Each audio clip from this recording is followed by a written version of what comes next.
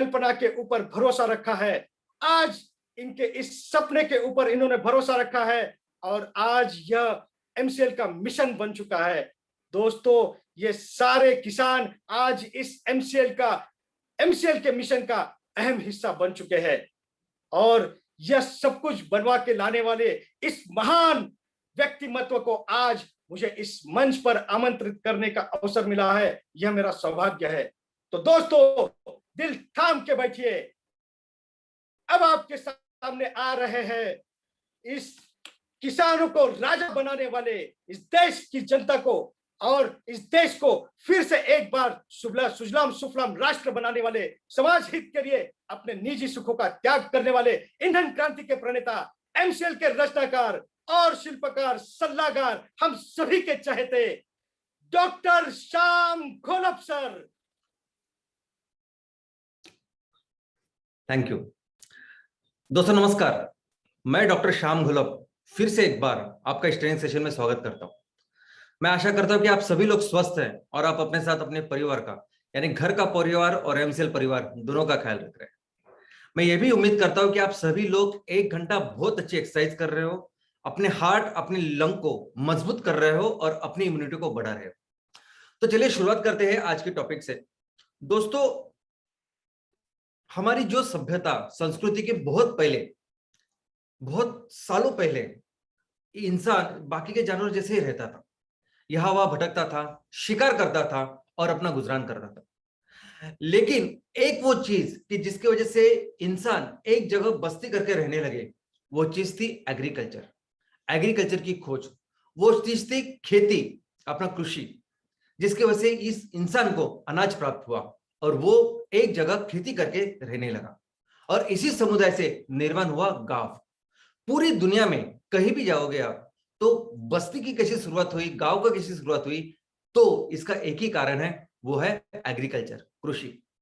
और दूसरी बात कि इसकी सबकी शुरुआत, कितने भी डेवलप कंट्रीज अगर आप देख रहे हैं, लेकिन इनकी सभी की शुरुआत गांव से ही हुई। हम देख सकते हैं कि हमारे प्राचीन संस्कृति में, जो भी हड़प्पा, मोहनजोदड़ो या बाकी दुनिया की किसी भी संस्कृति आप लीजिए, ये संस्कृति वहां तैयार हुई जहां खेती आप अच्छी तरह से कर सकते हैं, जहां इस खेती के लिए अच्छा एग्रोक्लाइमेटिक कंडीशन है, अच्छी जमीन है, अच्छा पानी है और आसानी से खेती हो सकती है। इस तरह से फिर गांव तैयार हुए, बाद में शहरें तैयार हुए, बड़े बड़े गांव तैयार हुए। लेकिन उस दिनों से इस पूरे समाज का अर्थव्यवस्था और प्रशासन दोनों का केंद्र बिंदु रहा है गांव। दोस्तों, हमारे सभ्यता में भी जब हम वैदिक पीरियड की बात कर रहे हैं, उस वैदिक पीरियड में जब वेदों का निर्माण हुआ था, उसमें भी पूरे देश की जो नींव थी, जो अर्थ कारण था, हमारा समाज कारण और प्रशासन था, वो गांव के ऊपर ही केंद्रित था। और यही सिलसिला चालू रहा हमारे मध्ययुगीन भारत में। मध्ययुगीन भारत के सभी शहंशाह, मुगल्स, बाकी के राजा महाराजा, इन्होंने भी यही परंपरा कायम रखी, यही व्यवस्था कायम रखी। लेकिन इस व्यवस्था को अगर किसी ने बहुत बुरी तरह से डिस्टर्ब किया होगा तो वो था ब्रिटिश राज। दोस्तों, ब्रिटिश ने वो एक कंपनी थी, जिस कंपनी ने इस देश को कैसे देखा, इस देश को ऐसे देखा कि कैसे इस देश से मैं ज्यादा से ज्यादा निचोड़ के अपने कंपनी का फायदा करा था, कैसे मैं हमारे जो इंग्लैंड में बनी हुई जो फैक्ट्रियां है उसमें कैसे ज्यादा से ज्यादा रॉ मटेरियल हासिल हो। तो उन्होंने इस गांव के तरफ, इसका जो ढांचा था, इसकी जो पूरी अर्थव्यवस्था, ये पूरा गांव अपने आप में एक पूरा अर्थपूर्ण था, स्वयंपूर्ण था, सुजलाम सुफलाम था, उसकी तरफ बिल्कुल देखा नहीं। उन्होंने हमारी फैक्ट्री को जो चाहिए था वो रॉ मटेरियल के लिए, फिर उन्होंने वैसे सबको वही काम करने के लिए लगा। उनको चाहिए था जूट, उनको चाहिए था कॉटन, कपास, उनको चाहिए था ओपियम, उनको चाहिए था चाय, कॉफी, उनको चाहिए था चीनी।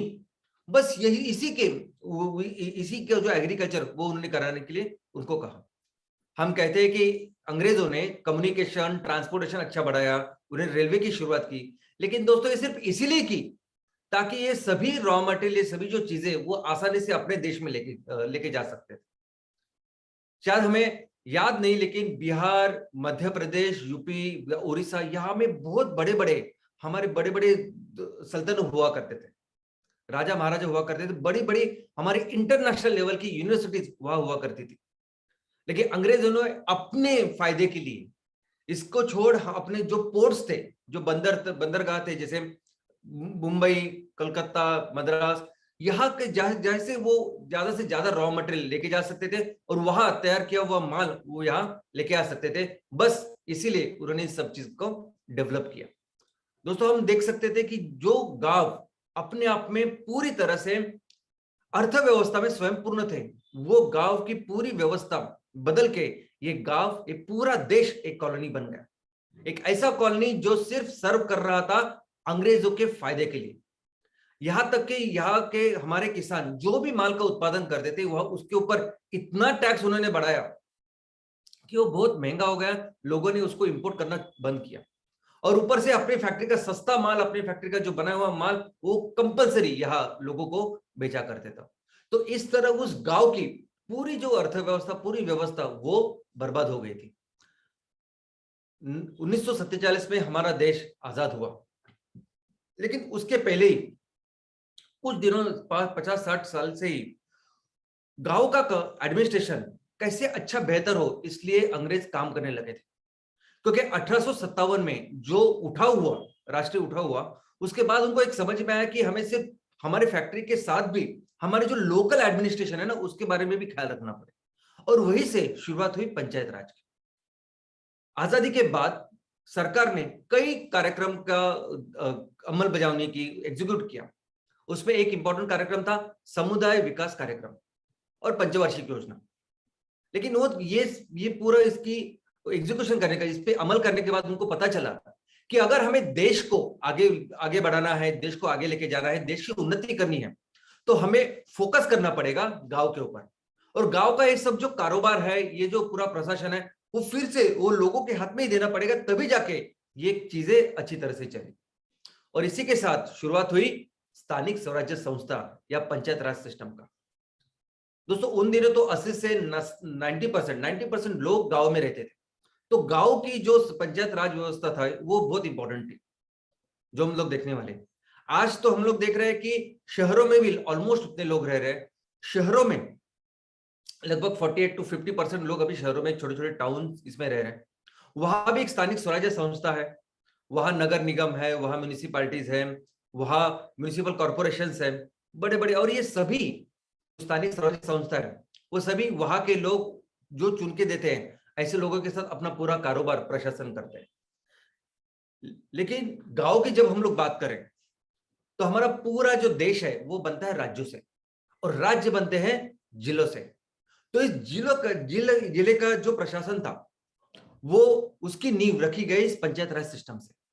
दोस्तों पंचायत राज सिस्टम, कई सारी कमेटियां बैठी, तब जाके ये सिस्टम इवॉल्व हुआ। लेकिन जैसा मैंने कहा कि आजादी के पहले से ही अंग्रेज लोग इस पे काम कर रहे थे, तो इसलिए आजादी के तुरंत बाद जो पहला राज्य था जिसने पंचायत राज सिस्टम अपनाया वो था राजस्थान। पहला राज्य जिसने इसके ऊपर कानून बनाया वो था बिहार। और ऐसा करके एक एक राज्यों ने अपना अपना ये पंचायत राज सिस्टम डेवलप किया। 1993 में देश का एक कानून बना जिसकी वजह से पंचायत राज सिस्टम पूरे देश में इसका अमल चालू हुआ। यह पंचायत राज सिस्टम हर जिले में त्रिस्तरीय, 3 स्तर के ऊपर काम करता है। सबसे जो बेसिक स्तर है, सबसे इंपॉर्टेंट जो स्तर है, उसको कहते हैं ग्राम पंचायत स्तर, जो गांव के लेवल काम करता है। जो तालुका लेवल पे जो स्तर होता है, जहां ये प्रशासन का काम होता है, उसे कहते हैं पंचायत समिति, तालुका या ब्लॉक लेवल। और जो जिला लेवल का जो स्तर है उसे कहते हैं जिला परिषद। दोस्तों ये जो ग्राम पंचायत है, ये इस पूरे जो स्तर का सबसे बेसिक, ऐसा सबसे इंपॉर्टेंट सा स्तर है। जैसे हम कहते हैं कि अपना देश अलग नहीं है, वो राज्यों से बनता है, वैसे ही हर जिला, हर तालुका बनता है ग्राम पंचायती से। ग्राम पंचायत एक बेसिक पॉलिटिकल ऐसा स्तर है। अभी इस पॉलिटिकल स्तर में किस तरह से प्रशासन होना चाहिए, इसलिए हर राज्य ने अपने अपने कायदे कानून बनाए हैं। उन्होंने कहा कि इतना पॉपुलेशन होना चाहिए तो उससे होगा ग्राम पंचायत।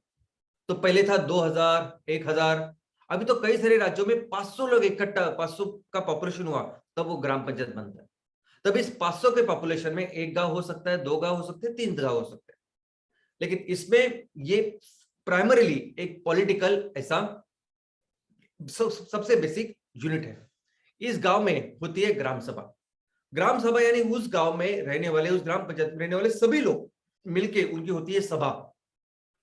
इस सभा का जो रेफरेंस है वो वैदिक पीरियड में भी है। ये गांव के लोग मिलके बनाते हैं सभा, और अपने ही लोगों में से वो चुन के देते कुछ ऐसे लोग जो इसका प्रशासन करते हैं, और इसी को बोलते हैं ग्राम पंचायत के सदस्य। ये ग्राम पंचायत सदस्य मिलके फिर ये गांव का कारोबार करते हैं, और इसमें से भी कोई एक आदमी होता है जो इन सबका नेता होता है या सबका मुखिया होता है, जिसको हम मुखिया, सरपंच या प्रधान बोलते हैं। दोस्तों लेकिन बहुत पहले से ही ये ग्राम पंचायत सिर्फ पॉलिटिकल नहीं, जैसा मैंने कहा कि सबकी शुरुआत इकोनॉमी, आर्थिक कारण से हुई। हमारे देश में भी ये बहुत पहले से एक हमारी इकोनॉमी का एक ऐसी बुनियाद थी जो बुनियाद अपने आप में स्वयंपूर्ण थी। हर गांव अगर आप देखोगे तो हर गांव इस आर्थिक स्थिति में स्वयंपूर्ण था। उन दिनों जब चलन भी नहीं था, जब ये रुपया वगैरह नहीं था, जब वस्तु विनिमय ऐसा होता था जिसको हम बार्टर बोलते हैं, यानी गांव में हर कोई अलग अलग जो लोग हैं अलग अलग इकोनॉमिक एक्टिविटी करते थे। कोई लोहे का काम करता था, कोई लकड़ी का काम करता था, कोई अनाज उगाया करता था। और अगर मेरे पास मैं लोहे का काम करता हूं तो मैं लोहे का आपको वस्तु दूंगा और उसके बदले में मैं आपसे अनाज लूंगा। अगर मेरे पास अनाज है तो मैं कुछ आपको अनाज दूंगा और उसके बदले में मैं कुछ लकड़ी की चीज लूंगा। ऐसे ऐसे एक सभी लोग एक दूसरे के प्रति व्यवहार करते थे, और हमारा पूरा जो गांव था इस तरह से पूरे से एक स्वयंपूर्ण था। दोस्तों एमसीएल बिजनेस मॉडल में अगर हम लोग देखेंगे तो हमारा एक ही लक्ष्य है। हमारा लक्ष्य है कि हमें अपने देश को फिर से सुजलाम सुफलाम बनाना है। ये पूरी जो दुनिया की संस्कृति है, दुनिया की सभ्यता जब से चालू हुई है ना, 80% ऑफ टाइम हम भारत दुनिया की सबसे बड़ी अर्थव्यवस्था थी।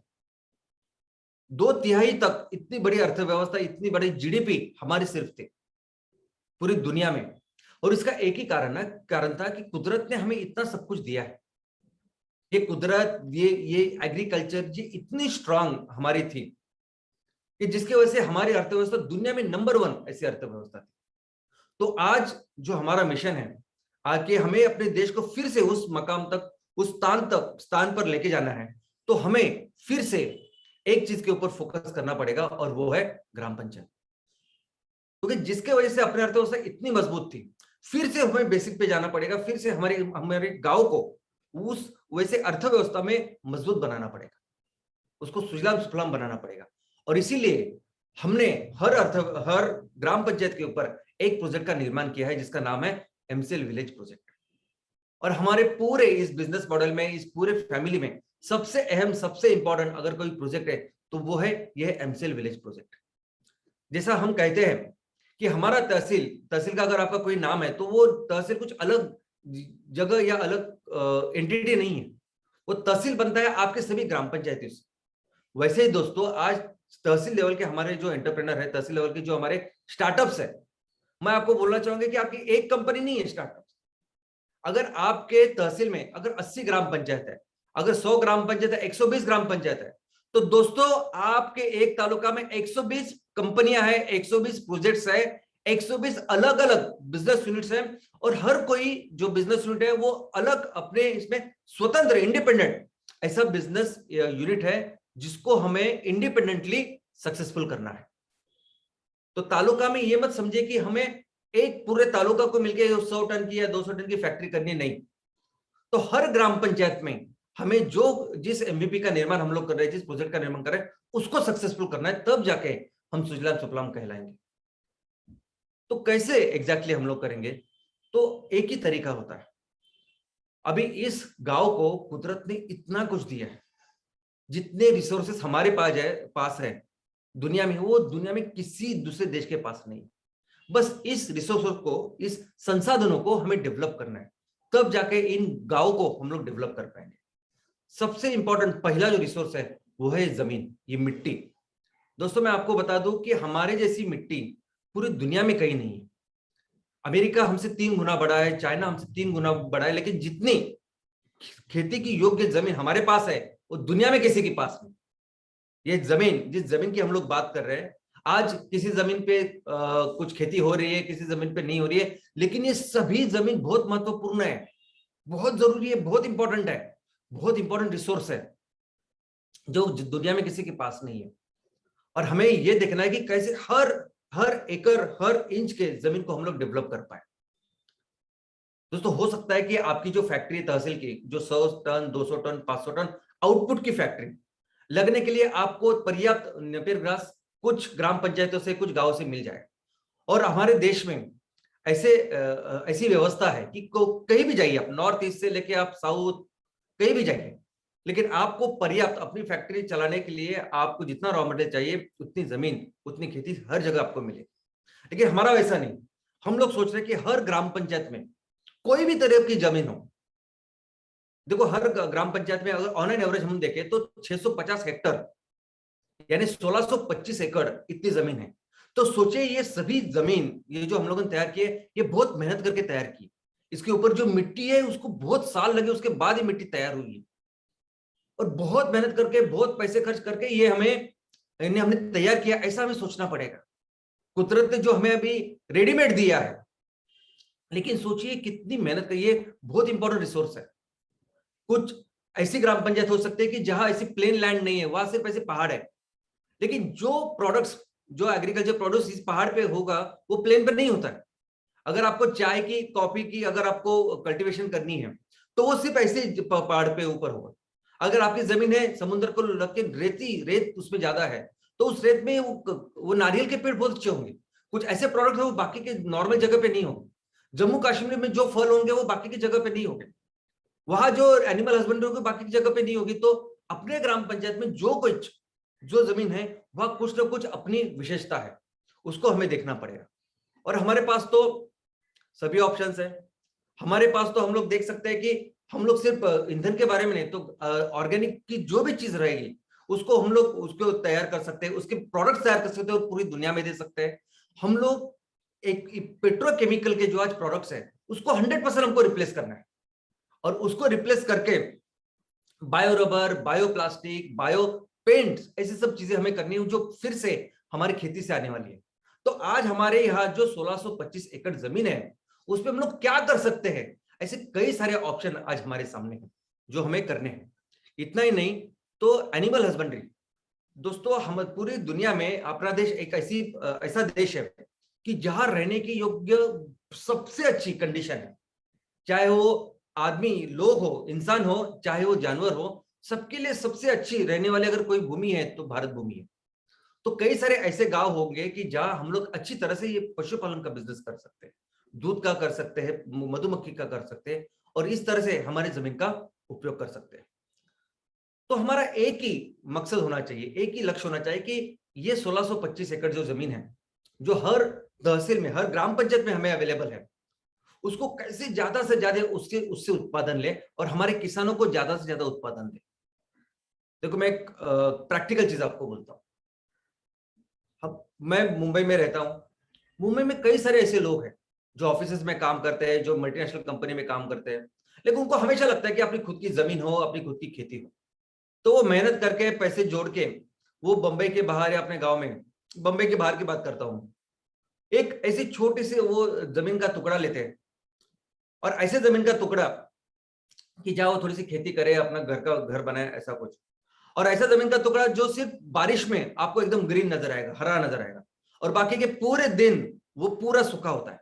फिर भी ये लोग हफ्ते में एक बार जाएंगे, 2 हफ्ते में एक बार जाएंगे, लेकिन उस थोड़े से जो छोटे से जमीन के टुकड़े को जिसपे बिल्कुल पानी नहीं, कुछ नहीं, इस तरह से उसको सजाते हैं, इस तरह से उसको डेवलप करते हैं कि आप देख सकते हैं कि पूरी उनकी छोटी सी स्ट्रिप होती है लेकिन वो बहुत डेवलप्ड होती है। वैसा हम लोग कर सकते हैं। आज मुझे पता है कि कितने सारे हमारे यहाँ ऐसे एग्जाम्पल हैं कि जहाँ जमीन बुरी तरह से खराब हो गई है, जहां बंजर हो गई, जहां अभी कुछ भी नहीं आता। लेकिन मैं आपको सैकड़ों ने हजारों एग्जांपल दे सकता हूं कि एक आदमी ने मिशन के तौर पर काम करके कैसे अपने गांव के जमीन को सुजलाम सुफलाम किया।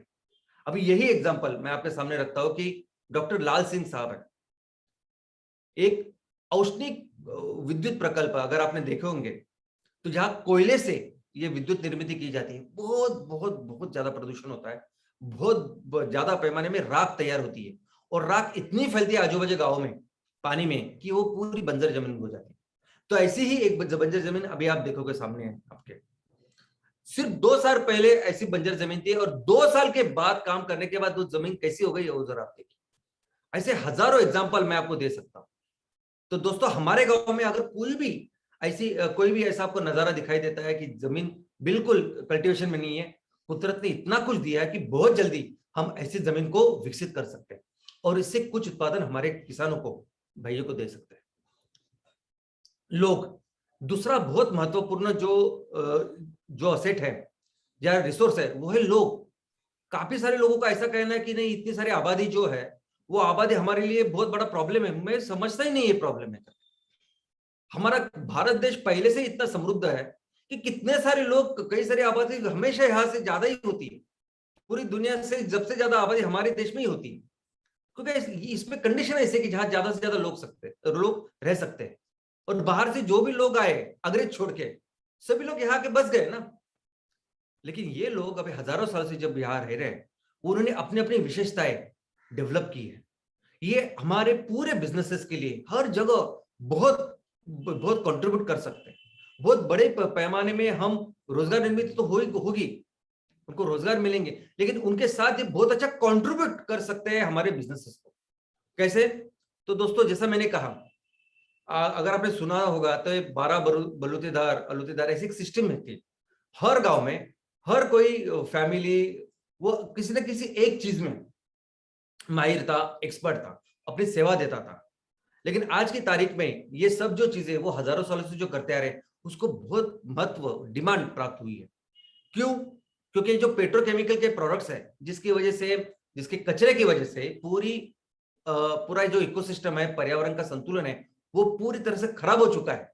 अब इन दिनों में लोगों को चाहिए कि वो कुछ इको फ्रेंडली, जिससे पर्यावरण की कोई हानि नहीं होती, ऐसी चीजों को बहुत ज्यादा डिमांड है। हमारे गांव में आप देख सकते हैं कि ऐसे कई लोग आपको मिलेंगे कि जो इस हस्तकला में ऐसे इको फ्रेंडली प्रोडक्ट्स बनाने में माहिर है, और जिसका डिमांड पूरी दुनिया में, आज ऐसी चीजें हम लोग पूरी दुनिया में बेच सकते हैं। वो हम देख सकते हैं कि ऐसे कौन से लोग हैं कि जिनसे हम लोग ये उत्पादन तैयार कर सकते हैं और हमारा बिजनेस डेवलप कर सकते हैं। उन लोगों को एक अच्छी आमदनी हम लोग दे सकते हैं। आपको क्या करना है? आपको सिर्फ हमारे अपने ग्राम पंचायत का, अपने गांव के प्रति वो सर्वे करना है, देखना है कि कौन से वो लोग हैं कि ये सब जो करते हैं। और मुझे पता है कि एक भी गांव हमारे देश में ऐसा नहीं है कि जहां ऐसे विशेषज्ञ नहीं। दोस्तों, तीसरा बहुत इंपॉर्टेंट जो रिसोर्स है वो है पानी। हम इतने खुश नसीब हैं कि दुनिया में दूसरी सबसे ज्यादा वर्षा हमारे देश में होती है। इतने, अभी ये पानी सभी चीजों के लिए लगता है ना, लेकिन यही पानी, जब कई घर ऐसे होते हैं कि जहां दिन में आधा घंटा पानी आता है, कई घर ऐसे होते हैं कि दिन में 4 घंटे पानी आता है, तो आप बराबर उसकी व्यवस्था करते हैं कि आधा घंटा भी पानी आया तो आप बराबर रखते हैं कि उसकी व्यवस्था पूरे दिन में हो। लेकिन कुछ गांव, कुछ शहर ऐसे कि जहां 2 दिन में, 3 दिन में पानी आता है। मैं एक शहर को जानता हूं, मनमाड़ करके है महाराष्ट्र में, जहां 10 दिन, 12 दिन, 15 दिन के बाद पानी आता है। लेकिन फिर भी एक बार वो पानी आया तो लोग क्या करते हैं, उन्होंने ऐसी व्यवस्था करके रखी है कि 15 दिन के लिए उसकी व्यवस्था बनती है और वो रहते हैं। तो जब कुदरत 12 महीने में 4 महीने छोड़िए, 2 महीना भी अगर आपको पानी देती है, तो ऐसा समझिए कि 24 घंटे में 4 घंटा पानी मिल रहा है आपको। तो हम ये भी नहीं देख सकते कि कैसे हम लोग इस पानी को रखें संभाल के, जो लगने वाला है बाकी का टाइम। जो भी राजा महाराजे जिनकी वजह से हम लोग सुजलाम सुफलाम थे, उस राजा ने क्या किया मालूम आपको? उन राजाओं ने, चाहे वो राजा भोज हो, छत्रपति शिवाजी महाराज हो, साउथ के राजा हो, सभी राजाओं ने पहली बार ये देखा कि हमारी यहाँ प्रजा कितनी है, उनके क्या क्या उपयोग, क्या क्या जरूरतें हैं, और वैसे उन्होंने बड़े बड़े तालाब रखे। बड़े बड़े तालाब उन्होंने, राजाओं ने उस टाइम में, उस जमाने में जब कोई मशीनरी नहीं थी, तब बांधे लोगों के पानी की व्यवस्था के लिए। और इतना सिंपल काम हम लोग नहीं कर सकते क्या? मैं आपको हजारों ऐसे एग्जांपल दे सकता हूं कि जिन्होंने ऐसे गांव कि जहां बिल्कुल जो ड्रॉट है, जो बिल्कुल सूखे है, ऐसे उन्होंने एकदम सुजलाम किया है, सुफलाम किया। कैसे? तो सिंपल तरीके हैं। अभी कुछ तो मैं आपको ऐसे एग्जांपल दे सकता हूं जो आज के दिन में भी है। केरला में सबसे ज्यादा बारिश होती है। केरला में सबसे वन ऑफ द फेमस ऐसे जो जिला है वो त्रिशूर है। उस त्रिशूर में कुछ ऐसे भी लोग रहते हैं जो जब गर्मी में सूखा पड़ता है तो उनको अपना रहना बदलना पड़ता है, ऐसे आदिवासी लोग भी रहते हैं। ऐसे जगह पे हम लोग रहते हैं। तो ऐसा एक एग्जांपल मैं आपको देना चाहता हूँ कि कैसे लोग तब्दील करते हैं। दोस्तों ये जो जनाब है, इनका नाम है योगेश चौहान साहब। ये पुणे में रहते हैं और पुणे में एक मल्टीनेशनल कंपनी में काम करते हैं। लेकिन उनको हमेशा लगता था कि मैं अपने गांव के प्रति कुछ करूं। इनका गांव है सातारा में, दही गांव करके। वही सातारा में अभी हमारी फैक्ट्री, हमारे प्रोजेक्ट शुरू होने वाले हैं।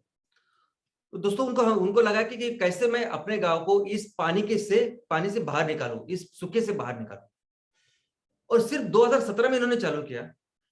जब चालू किया तब ऐसी परिस्थिति थी कि एक 70 साल के जो किसान है, उन्होंने उनकी 2.5 एकड़ जमीन कितनी होती है, वहां 2.5 एकड़ जमीन में 8 बार उन्होंने बोरवेल की, 8 बार, 7 बार वो सूख गई, वो उसमें पानी नहीं लगा, ड्राई टाइप हुआ।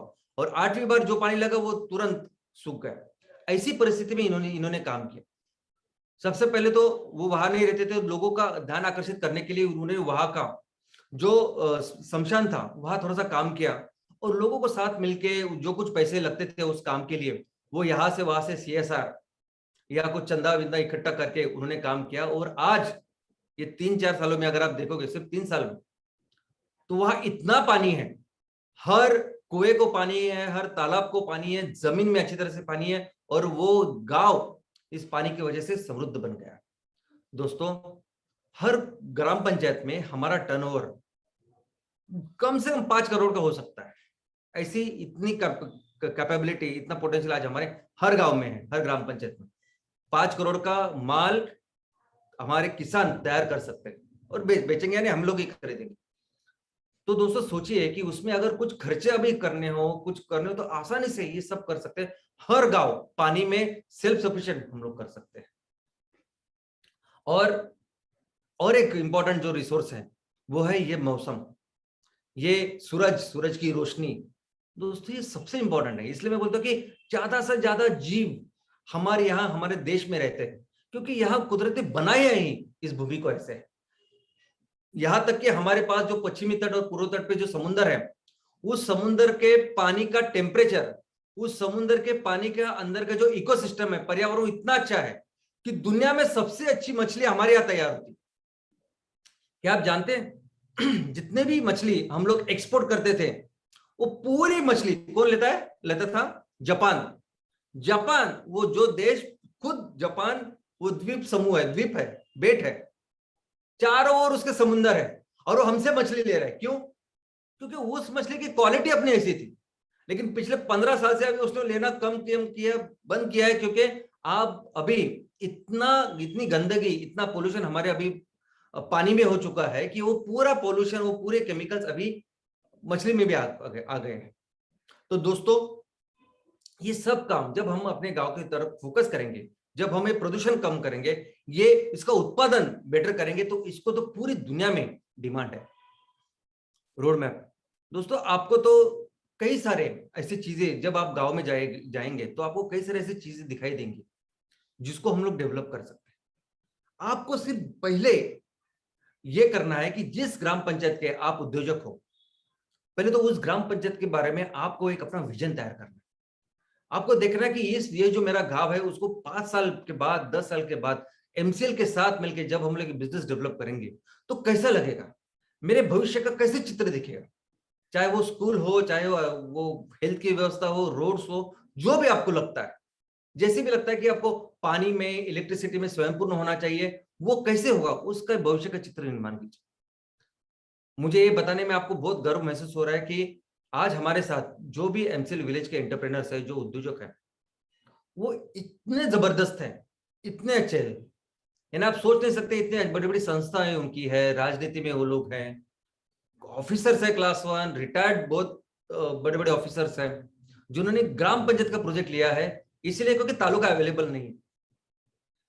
दोस्तों मैं सबसे अपील करना चाहता हूं कि जो भी आज ग्राम पंचायत के हमारे जो उद्योजक हैं, आप भी सिर्फ फोकस पे, आप अपने ग्राम पंचायत के लिए बहुत जबरदस्त ऐसा विजन बनाइए। विजन यानी क्या कि मेरे गांव में मैं कैसे ज्यादा से ज्यादा बिजनेस कर सकता हूं, ये सभी रिसोर्सेज मेरे पास है, मेरे पास इतनी जमीन है, इतने सारे लोग हैं, ये सब मैन पावर है, इसको मिलके, और ये पूरा मार्केट है, MCL ने मार्केट आपको तैयार करके MCL को ही देना है, वही देना है। तो किस तरह से मैं अपने गांव को ज्यादा से ज्यादा बिजनेस को उसको सुजलाम और सुफलाम बनाऊं। और इसलिए आपको एक काम करना है कि पहले तो 8-10 दिन 15 दिन आप अपने गांव में जाइए, देखिए कि अपने गांव में क्या रिसोर्सेस है, क्या चलता है, लोगों को क्या समझता है, क्या वो कर सकते हैं, किन चीजों को डिमांड है।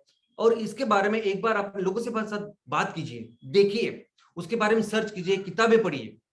ये सब करने के बाद, पढ़ाई करने के बाद, आप फिर एक जगह एक नोटबुक और पेन लेके बैठिए और ये पूरे जो डेवलपमेंट है, ये हमारे गांव का जो विकास है, उसका पूरा एक रास्ता, एक पूरी जिसकी प्लानिंग वो आप तैयार कीजिए, जिसको हम लोग बोलेंगे ब्लूप्रिंट।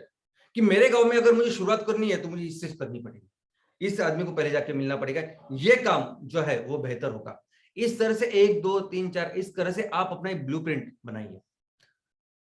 और दोस्तों, इसके लिए आप कुछ एक्सपर्ट होने की जरूरत नहीं, आप बहुत कुछ पढ़े लिखे होने की जरूरत नहीं, आपको बहुत बहुत कुछ इसका नॉलेज है, टेक्निकल नॉलेज है, ऐसा कुछ मानने की बिल्कुल जरूरत नहीं। आपको सिर्फ सोचना है कि कैसे मैं बिजनेस से अपने गांव को समृद्ध कर सकूंगा। कितने सारे बड़े बड़े बिजनेसमैन हैं, उनका कोई बहुत बड़ा टेक्निकल बैकग्राउंड होता है ऐसा कुछ नहीं, उनके पास सिर्फ होता है कॉमन सेंस, विचार, सोचते हो जाते, थिंक करते हैं। ऐसे एक ब्लूप्रिंट, एक मस्त प्लानिंग आप करो। और यही प्लानिंग, यही ब्लूप्रिंट हमारे लिए है डिटेल प्रोजेक्ट रिपोर्ट है, डीपीआर। अभी डीपीआर हर गांव, ग्राम पंचायत का, गांव का हमें एक डीपीआर बनाना है।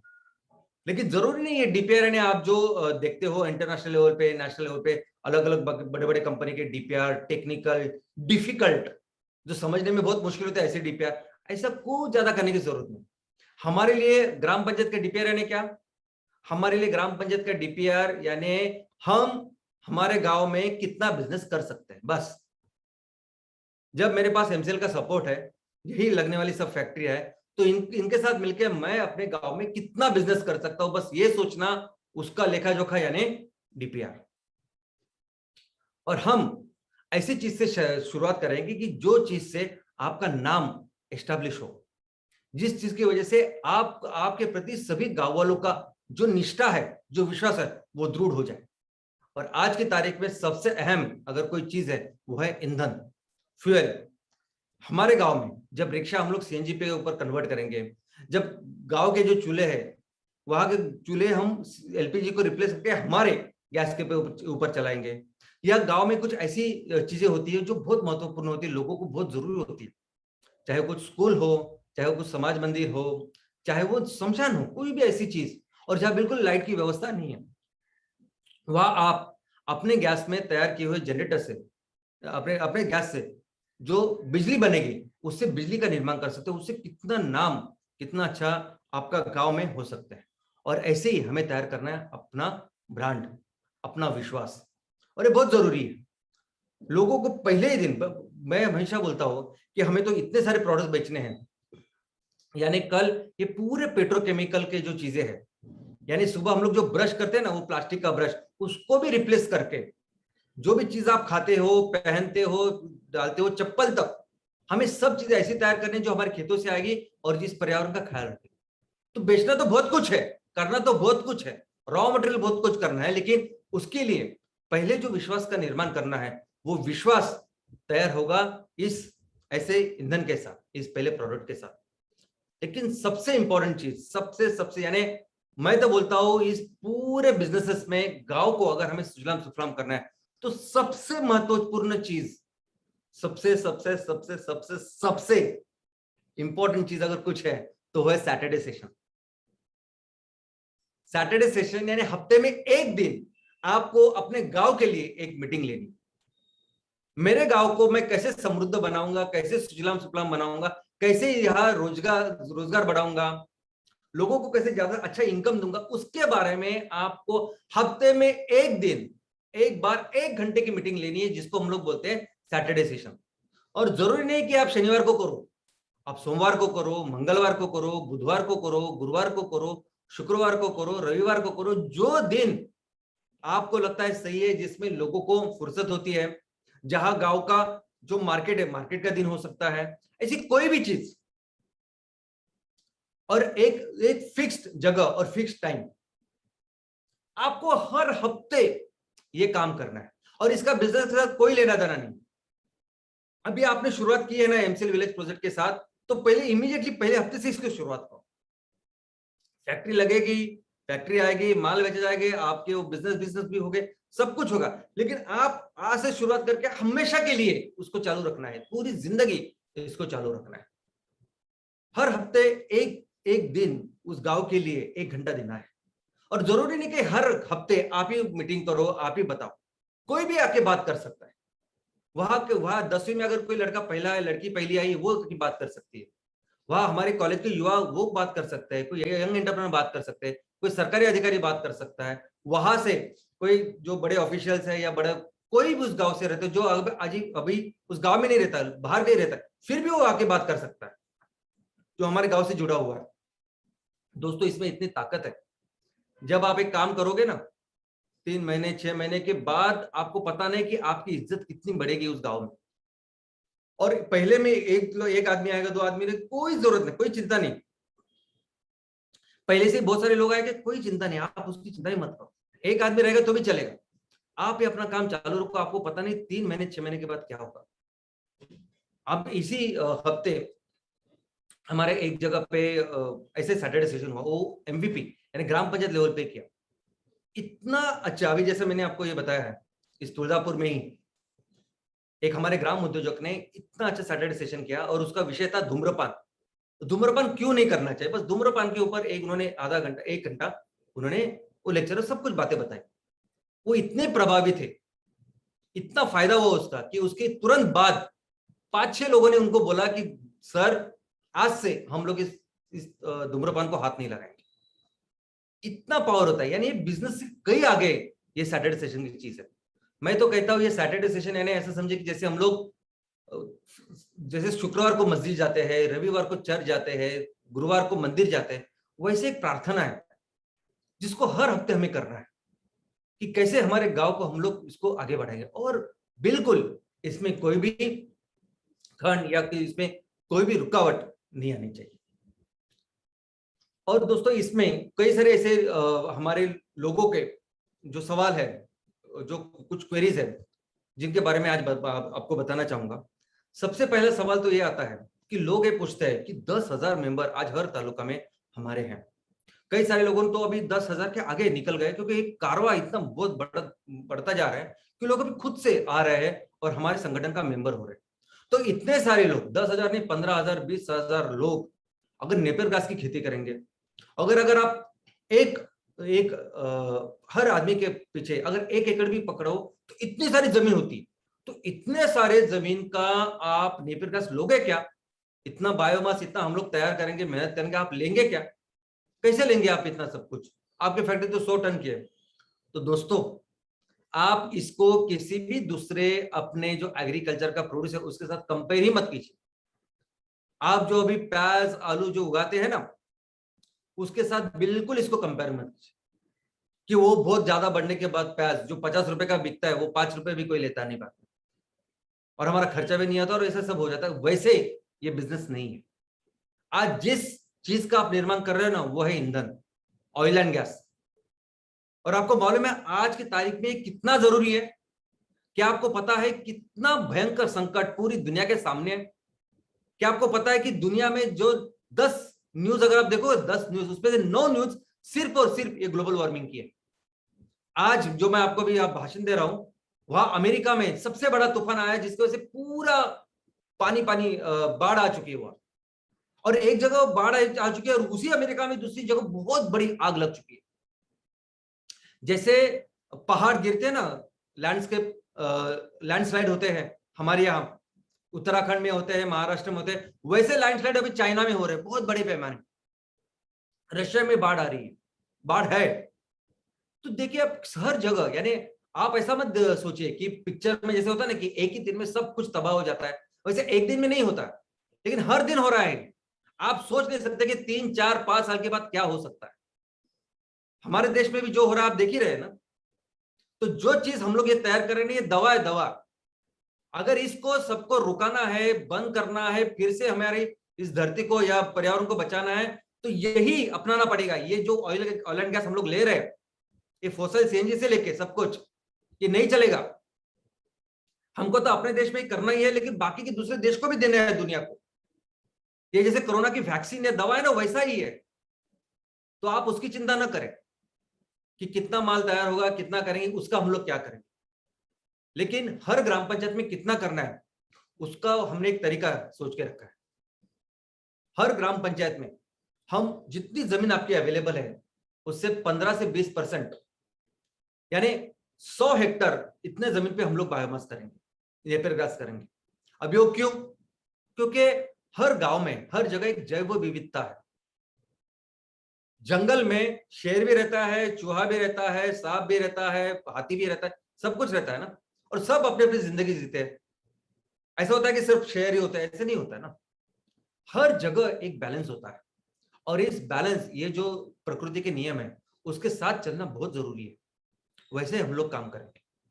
हम अपने यहाँ, जैसे मैंने कहा कि लगभग ऑन एन एवरेज 650 हेक्टर अपने पास हर ग्राम पंचायत में, उससे उससे 100 हेक्टर यानी 15% से भी कम, इतना हम हर ग्राम पंचायत में करेंगे। उसका लिमिट रखेंगे, क्योंकि अगर एक ही चीज आपने बार की बहुत बड़े पैमाने पे की, जैसे मलेशिया में हुआ, सभी जगह उन्होंने पाम के पेड़ लगाए और पाम ऑयल में पूरी दुनिया में नंबर 1 हुए। अमेरिका में जाओगे तो हजारों हेक्टर पे बस एक ही आपको क्रॉप दिखाई देगा। इससे वो जमीन का, उस पूरे पर्यावरण का कितना नुकसान होता है इसकी आपको कल्पना नहीं है। बहुत जगह पे वो जैव विविधता तो बहुत बुरी तरह से खतरे में है, खराब हो चुकी है। वैसा हम लोग नहीं करेंगे। हम अपने यहाँ, जैसे मैंने कहा कि हर इंच में हम कुछ ना कुछ करेंगे। हर इंच, कोई भी जमीन ऐसी नहीं छोड़ेंगे कि जहां कुछ हमारा उत्पादन नहीं हो रही, वो जमीन ऐसी पड़ी पड़ी हुई नहीं। हम उससे पैसे क्या होते कह सकते हैं, कौन सा बिजनेस कर सकते वो करेंगे, लेकिन हर का बैलेंस रखेंगे। 100 हेक्टर हम लोग बायोमास करेंगे, बाकी के तो ऑर्गेनिक फार्मिंग में बहुत सारी चीजें हैं और इको फ्रेंडली प्रोडक्ट्स उसमें चीजें हैं। उन सभी चीजों का एक बैलेंस हम अपने गांव में रखेंगे। ऑर्गेनिक फार्मिंग, लोगों को ऑर्गेनिक फार्मिंग को लेके भी बहुत सारी क्वेरीज होते हैं, लेकिन उसको समझना भी जरूरी है। दोस्तों, हमें ग्राम पंचायत में पूरा जो केमिकल फार्मिंग, जो कैंसर की फार्मिंग हो रही है, उसको 100% रिप्लेस करना है ऑर्गेनिक फार्मिंग में। लेकिन उसको समय लगेगा, समय लगेगा, समय लगता है, क्योंकि जिस तरीके से आज आप या आज हम लोग सब लोग जो खेती कर रहे हैं, इतनी बड़ी मात्रा में वो रासायनिक, वो केमिकल फर्टिलाइजर हम लोग डालते हैं। इंसेक्टिसाइड जो पूरे 1 लीटर में अगर 5 ml होना चाहिए, उसको 100-200 ml आप डालते हैं। वो एक वीडियो है कैंसर की, जो आई एम श्योर कि सभी हमारे सीनियर बीडीए के पास है, वो 3-4 मिनट की, वो इन सबको आप दिखाइए कि कैसे ये जहर आज पूरी जमीन में, वो धरती में, उस हमारी मिट्टी में, इस पानी में जो भी खाते हैं हम लोग, वो सभी चीजों में कैसे जहर फैलता जा रहा है, इसलिए कैंसर फैलता जा रहा है। तो अगर आपको साफ करना, आपको 100% जहर निकालना है, तो उसको टाइम लगता है, कम से कम 3 साल लगते हैं आपका ये जहर, ये केमिकल्स पूरी तरह से जमीन और पानी से निकलने के।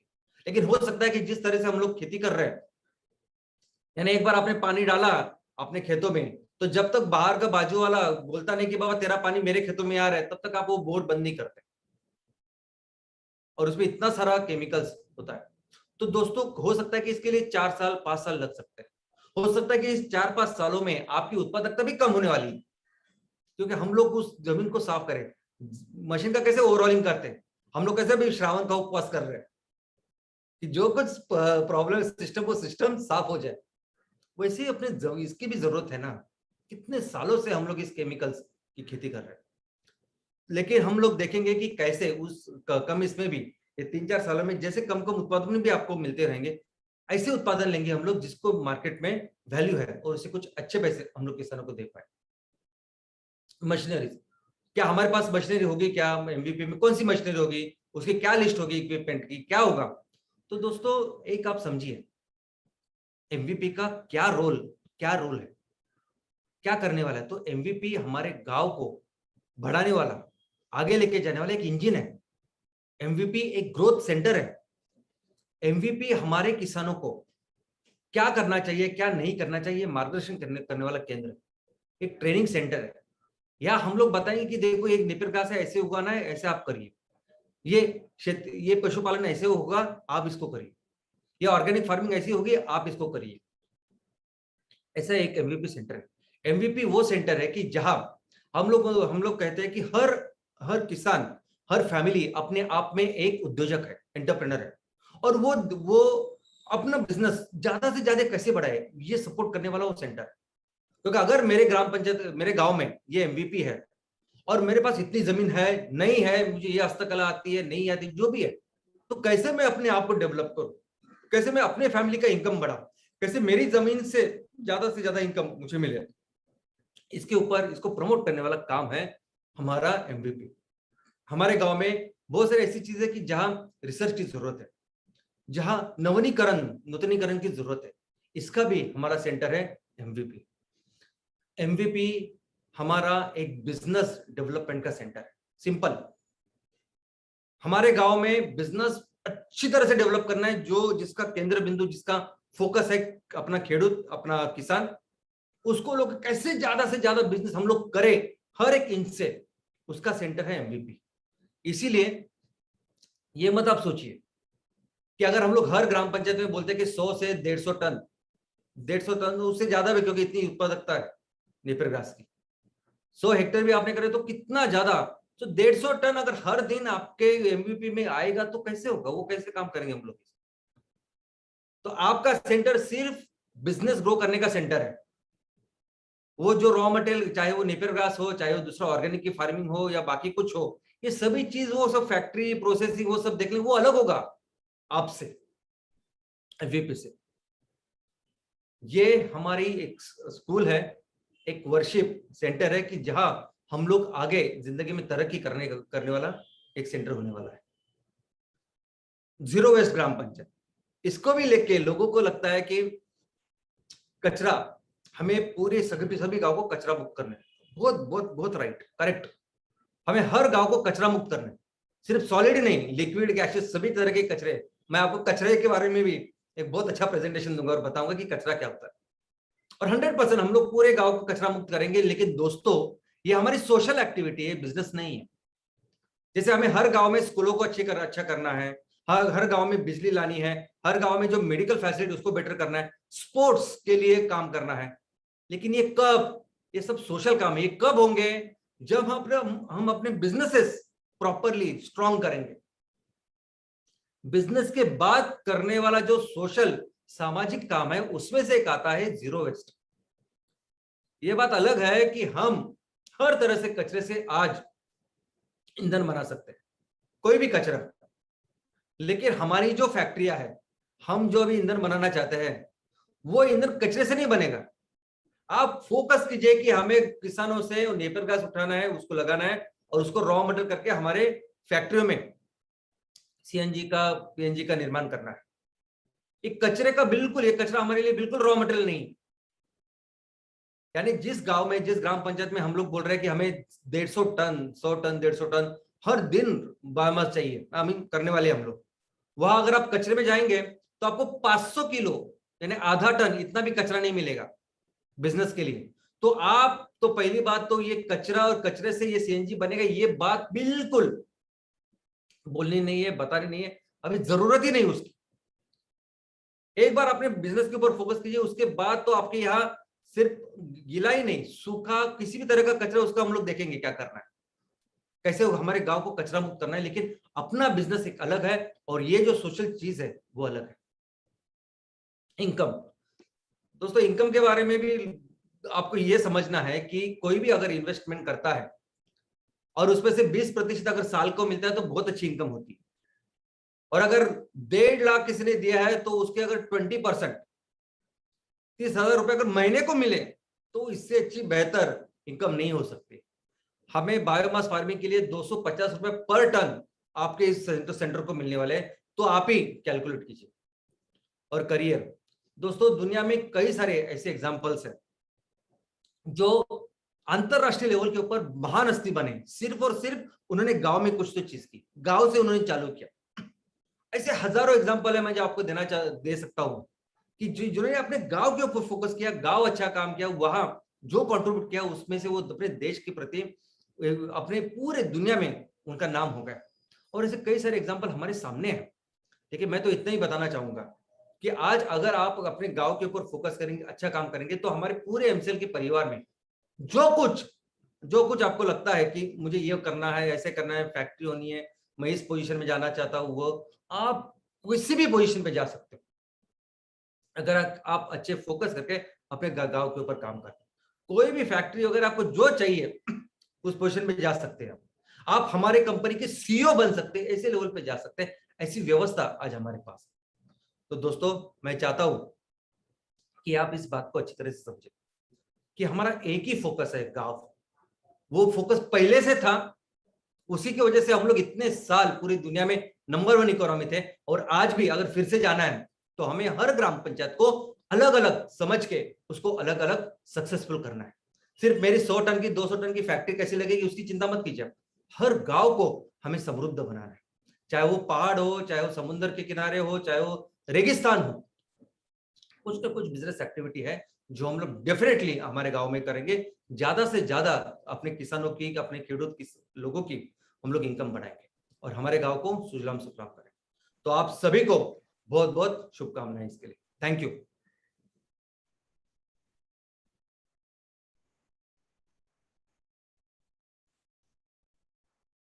Thank you very much, Shyam sir. Thank you very much, Shyam sir. ये जो कॉन्सेप्ट आज आपने समझाई है, ग्राम पंचायत क्या है और ग्राम पंचायत कैसे आगे चल के हमारे देश के एक्चुअल में उज्जवल भविष्य का रास्ता बनेंगे, सोर्स बनेंगे, ये एक वाकई बहुत अलग तरह का प्रेजेंटेशन था। और शायद आज बहुत सारे सवालों के जवाब हमारे सारे जो एमसीएल फैमिली के सदस्य हैं उनको मिल चुका होगा। कहते हैं कि हर एक क्रांति, हर एक विकास की बात, हर एक इनोवेशन, ये कभी कभी एक पर्सनल ओपिनियन होता है। एक आदमी सोचता है, उसका वो पर्सनल ओपिनियन होता है, पर आगे चल के वो सत्य बन जाता है। यस, तो ग्राम पंचायत में बसे, हमारे गांव में बसे इस भारत के हर नागरिक के मन में जो सपना है, वो सपना पूरा करने का रास्ता एमसीएल कैसे है, उसका एक बहुत बड़ा वास्तवकारी चित्र आज श्याम सर ने समझाया। इसलिए श्याम सर, आपका बहुत बहुत शुक्रिया। आपने देखा होगा कि ग्राम पंचायत ये सब्जेक्ट आपके नागरिक शास्त्र के सब्जेक्ट में, विषय क्या कहते हैं, विषय में स्कूल में सिखाया जाता है। तो क्या आपने भी जो बातें सुनी वो वहां पे सिखाई जाती है? नहीं। तो यही एक खासियत है श्याम सर के प्रेजेंटेशन की, कि ग्राम पंचायत जैसे सब्जेक्ट को भी उन्होंने कितने ब्रिटिश काल से लेकर नहीं तो उसके आदिम जमाने से, जब इंसान बना, तब से उसका रिलेशन जोड़ के जो हमको समझाया है। यानी आने वाले समय में मॉडर्न भारत की मॉडर्न ग्राम पंचायत कैसी होगी, वो नेचुरल होगी, वो इको फ्रेंडली होगी और वो इकोनॉमिकली बहुत बेटर होगी। ये चित्र, ये वास्तविकता आज हमारे एमपीओ, हमारे एमबीपी ओनर्स, इनके माध्यम से हम करने जा रहे हैं। और इस एमसीएल रिवोल्यूशन में आज का ये चैप्टर जो सिखाया गया है वो बहुत काम आएगा। तो thanks again, thank you very much Shyam sir, ग्राम पंचायत के इस टॉपिक को इतनी सरलता से और सहजता से समझाने के लिए। और मैं इस टॉपिक में सर ने जो आंसर्स दिए कुछ सवालों के, कि बायोसीएनजी किससे बनेगा, कचरे का क्या होगा, नेपियर घास का क्या होगा, जो लोग लगाएंगे सारे लोग नेपियर लगाएंगे तो क्या होगा, आई थिंक उनके सबके सवालों के जवाब आज इतनी क्लियरिटी समझ में आ गए हैं, तो शायद आज हमारा जो काम करने का स्पीड है और बढ़ेगा। और मुझे बहुत खुशी होती है बताने के लिए कि हम लोग अकेली ऑर्गेनाइजेशन है पूरे वर्ल्ड में जो 10 अगस्त इंटरनेशनल बायोफ्यूल डे से लेकर 10 सितंबर तक इंटरनेशनल हमारा वर्ल्ड बायोफ्यूल मंथ सेलिब्रेट कर रहे हैं। और हमारा टारगेट था कि हमारे 100 तहसील 10,000 मेंबर पूरे करेंगे 10 सितंबर से पहले। तो मुझे बहुत खुशी हो रही है ये बताने के लिए कि आपके माध्यम से, आप सब लोगों की मेहनत से, हमारे एमपी ओनर्स, हमारे एमबीपीज, हमारे senior BDA, senior prime BDS, channel partners, आपके माध्यम से हम लोग 80 तालुके आज क्रॉस कर चुके हैं और आने वाले 3 दिन में हम लोग 100 तालुके पूरे करने जा रहे हैं। तो ये जो सफलता है, ये आपका विश्वास है, ये विश्वास कहीं ना कहीं सत्य होता नजर आ रहा है और उसके लिए आप सबको बहुत बहुत बहुत बहुत हार्दिक बधाई। तो thank you very much Shyam sir, once again thank you very much all our channel partners और एमपी ओनर्स, हमारे एमबीपीज, हमारे BDS, senior BDS, prime BDS और सारे वो लोग जिन्होंने एमसीएल पे विश्वास रखा और एमपीओ के मेंबर्स बने। Thanks again. यस, मैं हर बार की तरह आज भी कहूंगा और बड़े अभिमान से कहूंगा, बहुत गर्व से कहूंगा कि आपको इस देश की मिट्टी का वास्ता है, आपको इस देश की मिट्टी का वास्ता है, एमसीएल ही सुजलाम भारत का रास्ता है। Thank you very much. It's over to Mangesh sir. Thank you very much Lavesh sir. And it is true कि आपने जो नारा दिया है अब वो बात सच होने जा रही है। Thank you very much. दोस्तों, आप सभी से नम्र निवेदन है कि जो चैट बॉक्स में आपको लिंक दी गई है, कृपया इस लिंक पर जाकर अपना फीडबैक हमें भेज दीजिए। आपका फीडबैक हमारे लिए बहुत ही महत्वपूर्ण है। और मैं यहाँ पर शुक्रिया अदा करना चाहूंगा डॉक्टर श्याम घोलप सर का, जिन्होंने आज हमें इस ग्राम पंचायत, इस टॉपिक से यह बताया कि गांव और ग्राम पंचायत किस तरह प्राचीन काल से अर्थव्यवस्था और प्रशासन का बैकबोन रहे हैं, और एमसीएल के बिजनेस मॉडल में भी गांव और ग्राम पंचायत कैसे महत्वपूर्ण भूमिका निभाएंगे और भारत राष्ट्र को फिर एक बार सुजलाम सुफलाम बनाने में गांव का और ग्राम पंचायत का कितना बड़ा हाथ होने वाला है। जी हाँ दोस्तों, फिर एक बार हम भारत को एक नंबर अर्थव्यवस्था बनाएंगे इसी ग्राम पंचायत और हमारे गांव के मॉडल से। Thank you very much Shyam sir, आपके बहुत ही महत्वपूर्ण मार्गदर्शन के लिए हम आपके शुक्रगुजार हैं और आपको यह यकीन दिलाते हैं कि हम सारे एमबीपी ओनर्स आज से इसी सप्ताह से सैटरडे सेशंस लेंगे, जो हमारे लिए प्रार्थना होगी, इबादत होगी। Thank you very much. और मैं शुक्रिया अदा करना चाहूंगा एमसीएल टीम का, जो हर बार की तरह इस सेशन को, इस वेबिनार को सफल करने के लिए कोशिश में जुटे रहते हैं। और एक इंसान का मैं यहाँ पर शुक्रिया अदा करना चाहता हूँ, और वो है आप, जो हर शुक्रवार बिना चुके, बिना रुके, बिना थके इस सेशन को अटेंड करते हैं और नई नई जो बातें सिखाई जाती है उसे आप सीखते हैं और उन बातों को आने वाले दिनों में इंप्लीमेंट करके नए नए रिजल्ट्स कायम करते हैं, और जिसकी बदौलत आज 80 तालुकाओं में हमारा जो प्राइमरी कंडीशन था वो प्राइमरी कंडीशन पार करके वो 80 तालुके पहले 100 की लिस्ट में आ चुके हैं। तो थैंक यू वेरी मच दोस्तों। और इसी के साथ मैं यहाँ पर इस मंच से आप सभी को नम्र निवेदन करता हूं कि कृपया अपनी सेहत का, अपने परिवार की सेहत का ख्याल रखिए, खुश रहिए, स्वस्थ रहिए, मस्त रहिए। और दोस्तों, कृपया अपना फीडबैक हमें भेज दीजिए। और इसी के साथ मैं मंगेश शेलार, आपका होस्ट, ये घोषित करता हूं कि आज का यह वेबिनार यही खत्म हुआ। धन्यवाद।